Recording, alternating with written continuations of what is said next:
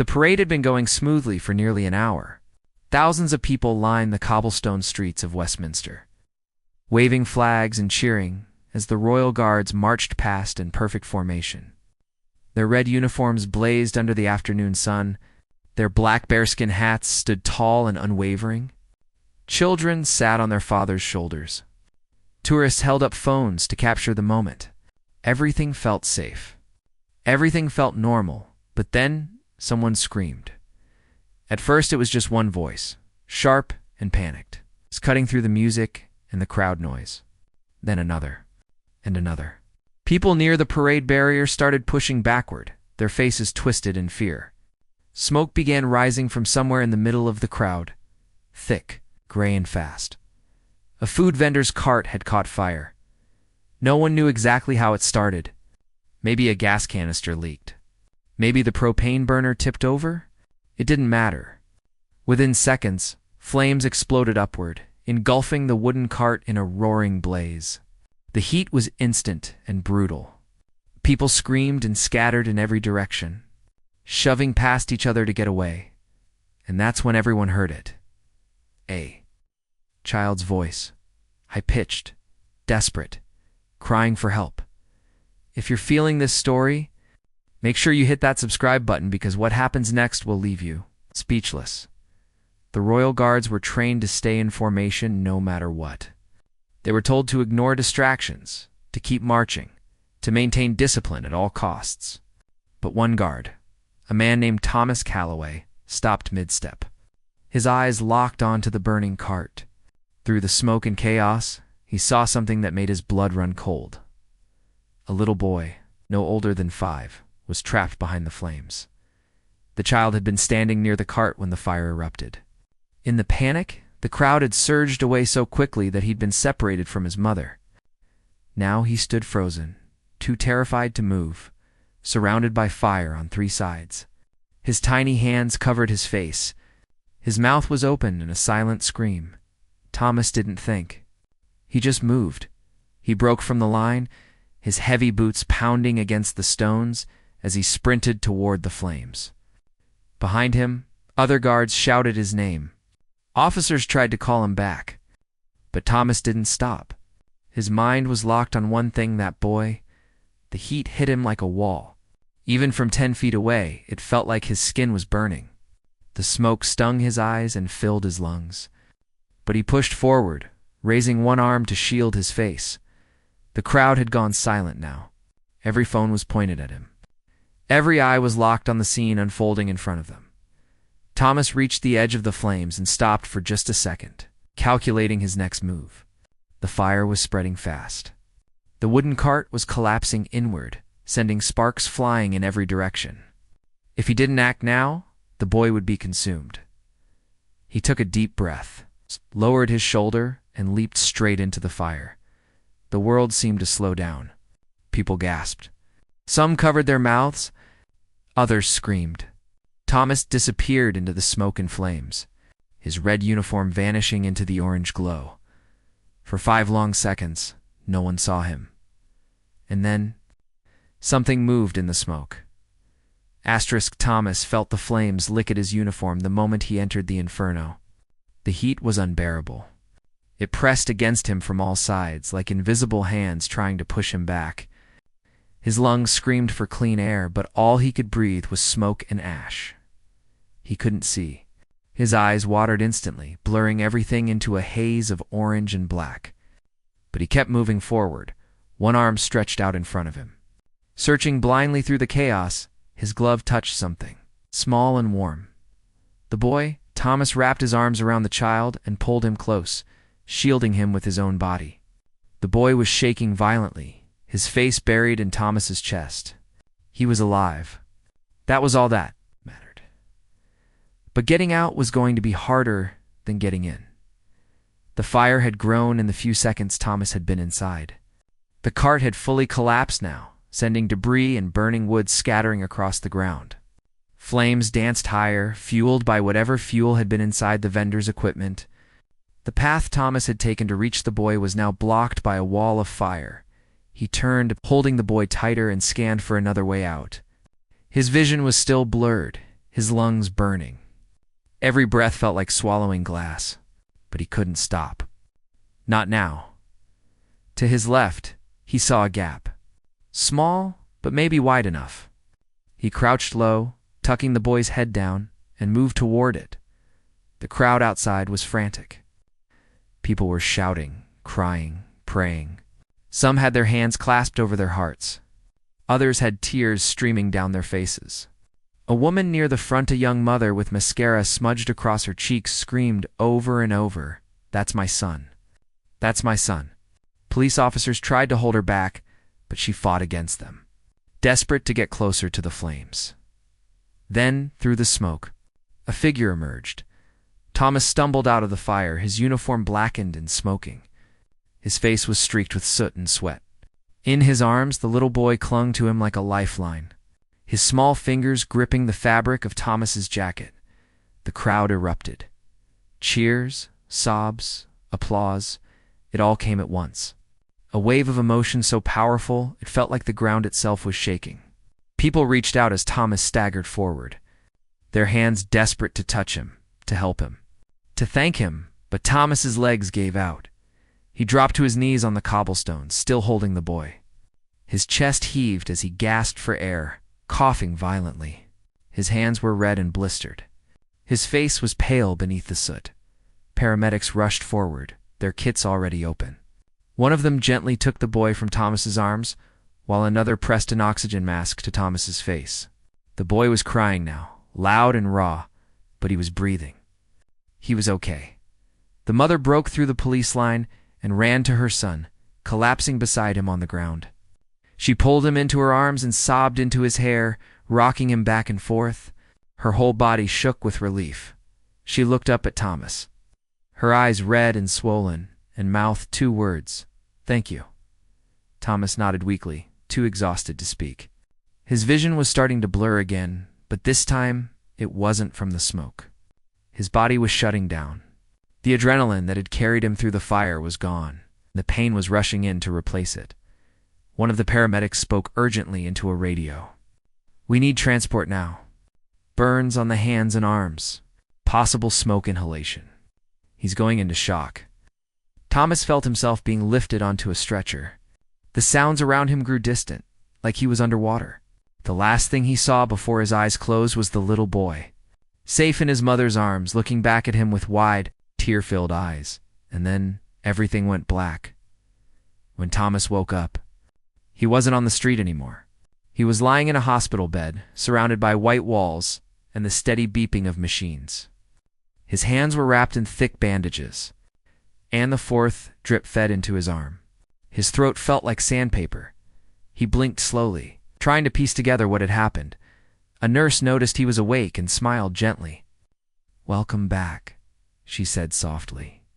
"You've been out for a few hours." Thomas tried to speak, but his voice came out as a rasp. "The boy. He's fine," the nurse said quickly, her smile widening. "Thanks to you. Not a scratch on him. His mother's been here 3 times already, asking about you." Thomas closed his eyes and let out a long, shaky breath.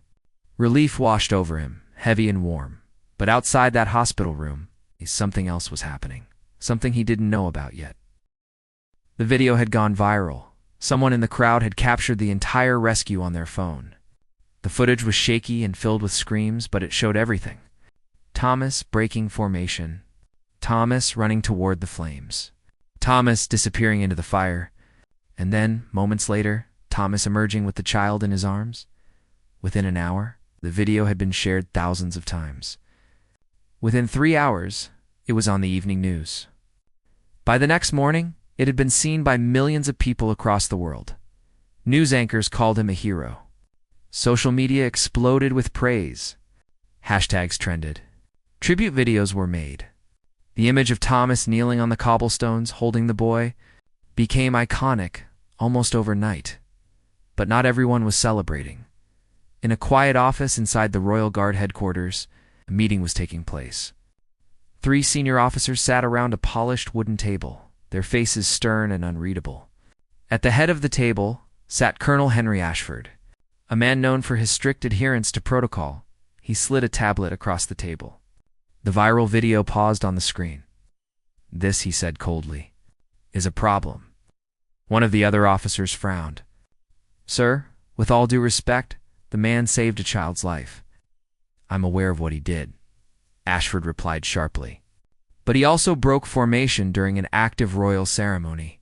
He abandoned his post without orders. He acted on impulse, not discipline." "But surely there are no exceptions," Ashford interrupted. "The Royal Guard is built on tradition, order, and control. If we allow one guard to break protocol, no matter the reason, we open the door to chaos. What if the next guard decides to leave his post for something less noble? What if someone uses this as an excuse to ignore orders?" The room fell silent. Another officer spoke up, his voice quieter. "The public sees him as a hero, sir. If we punish him, there will be backlash."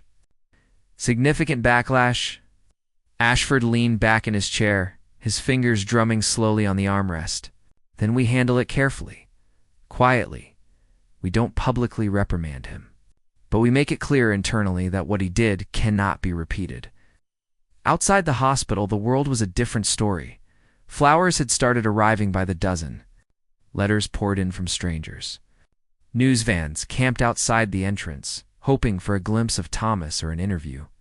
The boy's mother had given a tearful statement to reporters, calling Thomas her son's guardian angel, but Thomas knew none of this. He spent his days in the hospital recovering from his burns. The doctors told him he was lucky. The burns were second degree, painful but not life-threatening. His lungs were clear. He would heal. But every time he closed his eyes, he saw the fire again. He felt the heat. He heard the boy's cries. On the third day, a visitor arrived. Thomas looked up from his bed as the door opened, expecting another nurse or maybe a doctor. Instead, a small figure stepped inside, holding a woman's hand. It was the boy. His name was Oliver. He was 4 years old, with messy brown hair and wide eyes that still looked a little too serious for a child his age. His mother stood beside him, her hand resting protectively on his shoulder. Thomas sat up slowly, his bandaged hands resting in his lap. Oliver stared at him for a moment, shy and uncertain. Then slowly he walked forward. His mother stayed by the door, tears already forming in her eyes. Oliver stopped at the edge of the bed. He held out something in his small hand. A drawing. It was done in crayon, simple and childish. A stick figure in a red uniform. Another smaller stick figure holding his hand. A sun in the corner. And at the top, in shaky letters, the words, "Thank you." Thomas took the drawing carefully, his throat tightening. He looked at Oliver, then at the boy's mother. She was crying now, one hand covering her mouth. "He wanted to give that to you himself," she said, her voice breaking. "He hasn't let go of it since we got home."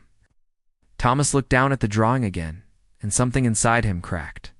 All the exhaustion, all the pain, all the fear he'd been holding back, it came flooding out at once. He reached out with one bandaged hand and gently ruffled Oliver's hair. "You're very welcome." "Buddy," Thomas said softly. Oliver smiled. It was small and shy, but it was real. The moment didn't last long. The mother thanked Thomas again, her words tumbling over each other in a rush of gratitude. She promised to stay in touch. She promised Oliver would never forget him.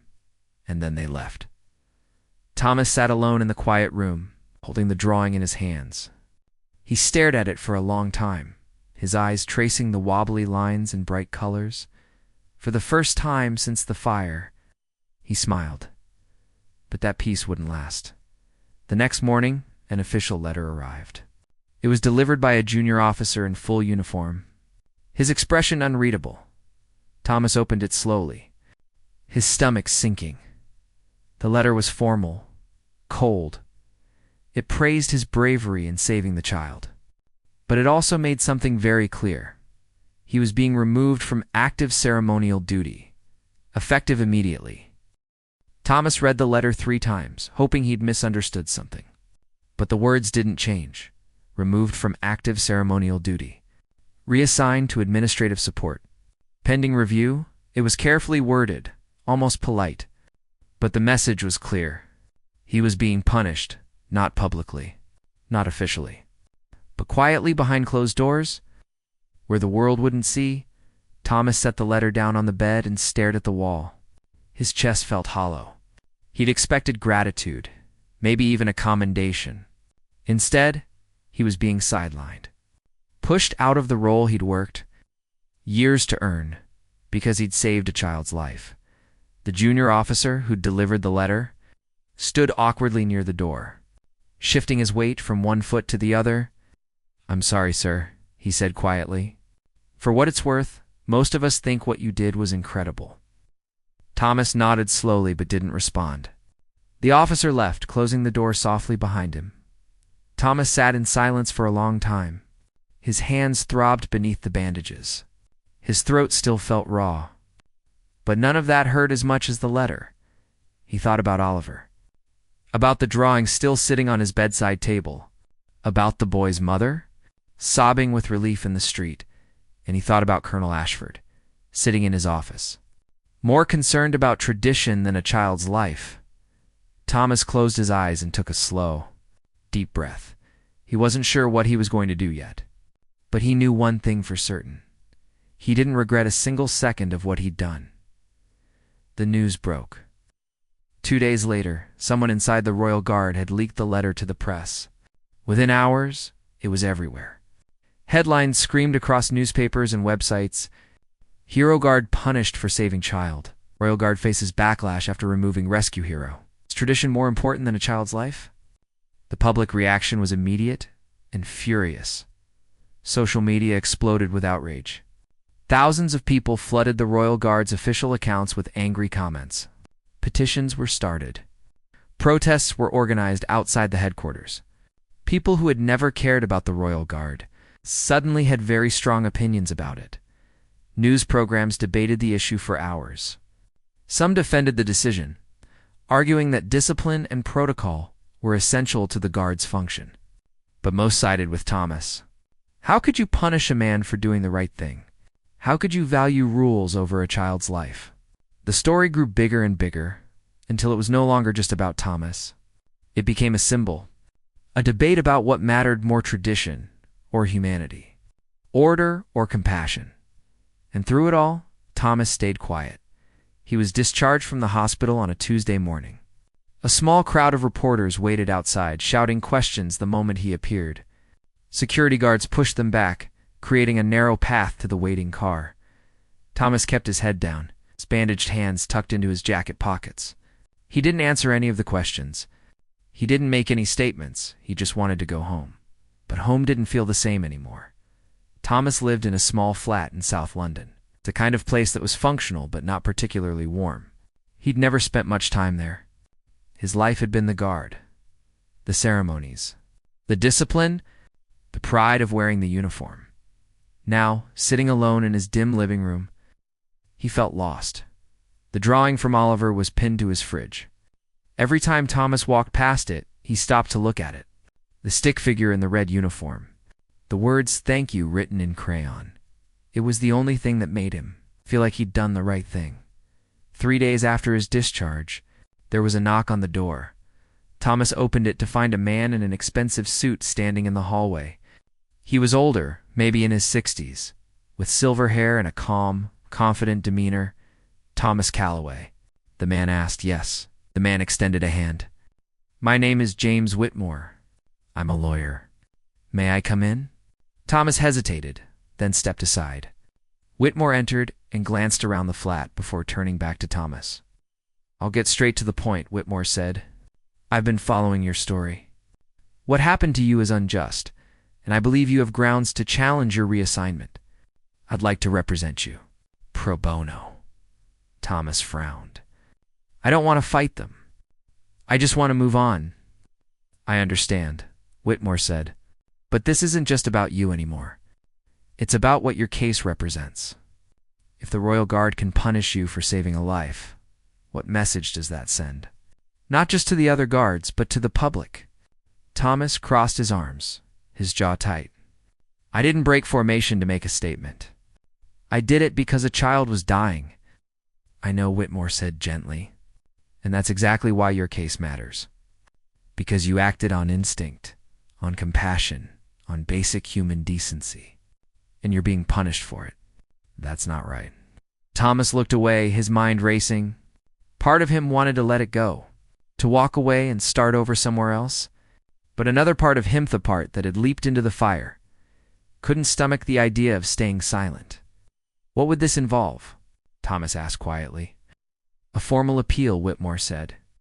We challenge the reassignment. We argue that the decision was unjust, and that you acted appropriately under the circumstances. It won't be easy. The Royal Guard doesn't like being questioned. But I think we can win. Thomas was silent for a long moment. Then, slowly, he nodded. Right, he said. Let's do it. Whitmore smiled and extended his hand again. Thomas shook it, his bandaged fingers stiff but steady. Outside, the world continued to watch. The story wasn't over. Not yet. The appeal hearing was set for 3 weeks later. In the meantime, the case continued to dominate public attention. Support for Thomas grew stronger each day. Veterans groups rallied behind him. Child safety organizations praised his actions. Even members of Parliament began weighing in. Some calling for reforms to the Royal Guard's disciplinary policies. GoFundMe page was created to help cover Thomas's expenses, even though Whitmore was working for free. Within 48 hours, it had raised over £200,000. Strangers from around the world donated, leaving messages of support and gratitude, but inside the Royal Guard headquarters, the mood was very different. Colonel Ashford sat in his office, staring at the stack of letters and emails on his desk. Most were angry. Some were threatening. All of them demanded that Thomas be reinstated. Ashford had spent 30 years in the military. He'd built his career on discipline, order, and respect for tradition. He believed deeply that the Royal Guard's strength came from its unwavering adherence to protocol. Without that, they were just men in fancy uniforms. But now, for the first time in his life, he felt the weight of public opinion pressing down on him, his second in command. Major Caroline Fletcher stood across from him, arms crossed. The hearing is going to be a circus, she said bluntly. The media will be all over it. If we don't handle this carefully, it's going to make the entire Guard look heartless. We're not heartless, Ashford said, his voice tight. We're disciplined. The public doesn't see it that way, Fletcher replied. They see a man who risked his life to save a child, and they see us punishing him for it. That's the story, whether we like it or not. Ashford leaned back in his chair, his jaw clenched. So what do you suggest? Fletcher hesitated, then spoke carefully. Reinstate him. Quietly, make it look like we were planning to all along once he recovered. Frame it as a temporary reassignment for his health. That's a lie, Ashford said flatly. It's diplomacy, Fletcher countered, and it saves face for everyone. Calloway gets his position back. The public sees us doing the right thing, and we avoid a drawn-out legal battle that we might not win. Ashford stared at her for a long moment. Then he shook his head. If we bend to public pressure now, we lose all authority. The next time a guard steps out of line, they'll expect us to bend again. And again. Until there's no structure left. Fletcher sighed. With all due respect, sir, this isn't about stepping out of line. This is about saving a life. That's the problem, Ashford said coldly. Everyone wants to focus on the emotion of it. The heroism. The drama. But no one wants to talk about what happens when discipline breaks down. When guards start making their own decisions instead of following orders. Sometimes, Fletcher said quietly, following orders is the wrong thing to do. Ashford looked up sharply, his eyes hard. Then maybe you're in the wrong profession. Major Fletcher held his gaze for a moment, then turned and left the office without another word. The day of the hearing arrived. It was held in a private conference room inside the Guard's headquarters. But that didn't stop the crowd from gathering outside. Hundreds of people stood in the cold, holding signs and chanting Thomas's name. News vans lined the street. Camera crews jostled for position. Inside, the room was quiet and formal. A long table sat at the front, occupied by 3 senior officers who would serve as the panel. Colonel Ashford sat in the center. Thomas sat across from them, with James Whitmore at his side. Thomas's hands were still bandaged, though the burns were healing. He wore his civilian clothes, a simple button-down shirt and slacks, but even without the uniform, he carried himself with the same quiet dignity he always had. The hearing began. Whitmore spoke first, laying out his case with calm precision. He acknowledged that Thomas had broken protocol, but argued that the circumstances were extraordinary. A child's life was in immediate danger. There was no time to wait for orders or approval. Thomas had acted on instinct, and that instinct had saved a life. "The Royal Guard exists to serve and protect," Whitmore said, his voice steady. "And that is exactly what my client did. He served the public. He protected an innocent child. To punish him for that is to punish the very values the Guard claims to uphold." The panel listened in silence, their faces unreadable. Then it was Ashford's turn to respond. He stood, his posture rigid and formal. "No one here disputes that Mr. Calloway's actions were brave," Ashford said. "But bravery alone is not enough. The Royal Guard is not a collection of individuals acting on their own judgment. It is a unit, a body built on discipline, trust, and order. When one member of that body acts independently, without authorization, the entire structure is compromised." Paused, his gaze shifting to Thomas. What if? In his rush to save the child, Mr. Calloway had been killed.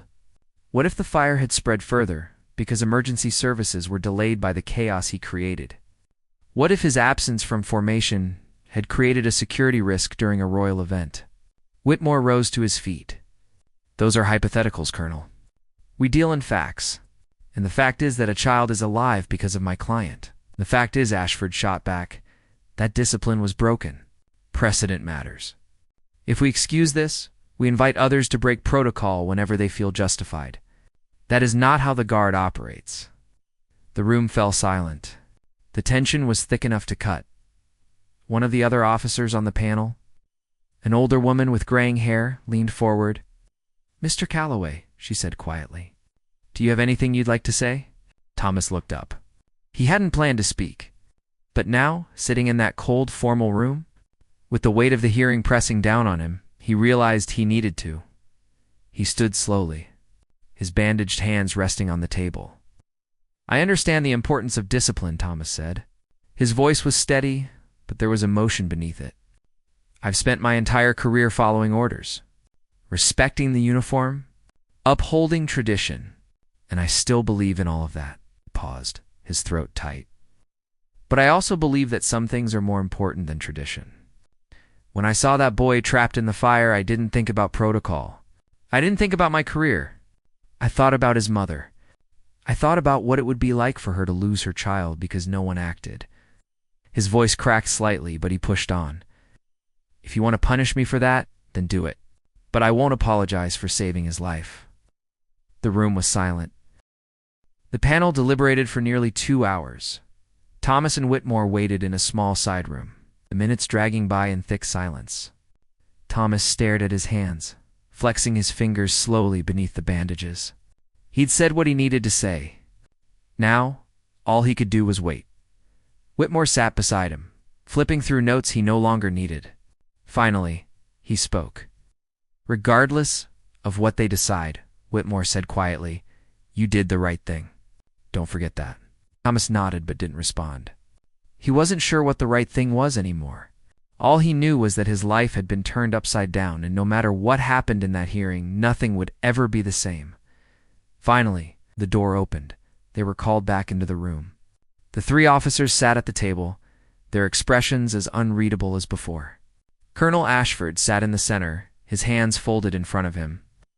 "Mr. Calloway," Ashford said, his voice formal, "please stand." Thomas stood, his heart pounding in his chest. Ashford took a breath, then began. "This panel has carefully considered the events of September 14th. As well as the arguments presented here today, we acknowledge that your actions resulted in the saving of a child's life, and that this outcome is commendable." Thomas's jaw tightened. He knew a but was coming. "However," Ashford continued, "we also acknowledge that protocol was broken. The Royal Guard exists within a framework of discipline and order, and those principles cannot be compromised lightly." The room was silent. Even the sound of breathing felt too loud. Ashford paused, and for the first time something shifted in his expression. It was subtle, almost imperceptible, but it was there. A crack in the armor. That said, Ashford continued, his voice quieter now, this panel also recognizes that the circumstances were extraordinary. A child's life was in immediate danger, and you acted with courage and selflessness.